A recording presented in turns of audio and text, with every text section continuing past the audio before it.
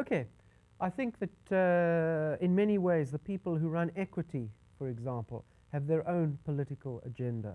They really aren't concerned with bringing us as South Africans together. Now, if they were really concerned, if the people running Equity were really concerned about changing South Africa, surely they would say to themselves, let's inundate the South African market, if it's possible, with our ideologies and our thoughts, because inherent in what is being done on British television, in British movies, everything that they produce is inherently anti, for instance, the Nazi concept, is inherently anti-racist philosophy.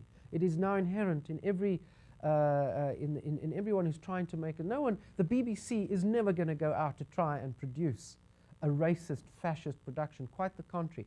Whether it's a comedy series, whether it's a documentary or a heavy drama, the message, the profound message is always, let's create a better world, a better ideology, a better relationship between people. Okay, and of course into that comes racial attitudes. So therefore, if we could inundate our market with that kind of philosophy, surely it begins to penetrate the national psyche. Eventually, the way that every time we see a black judge or a black policeman or someone in authority and he happens to be black, as is frequently reflected in British and American product, that filters through from our screens into the national psyche and has some effect on attitudes. People begin to say, I mean, the Cosbys were a very good example of national acceptance in South Africa. And suddenly people began to think, but maybe black people are maybe just the same. Given the chance, given the opportunity, just maybe they might be the same as us. It's as basic as that. But no, Equity, for instance, insists that we are not allowed access to that ideology.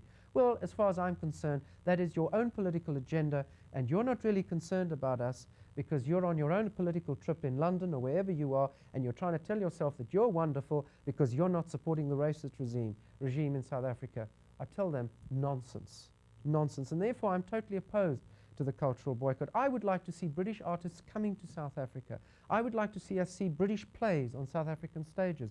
I would like to see British and American black stars coming and performing on the stages of South Africa, and the messages coming through at those concerts or at those productions is reach out to each other, gentlemen, ladies and gentlemen, reach out, touch each other, reach out to each other and understand that racism is a despicable, racist, fascist concept, especially in a country like South Africa. Come and help us find each other. Instead of pontificating in New York and London, it's so easy.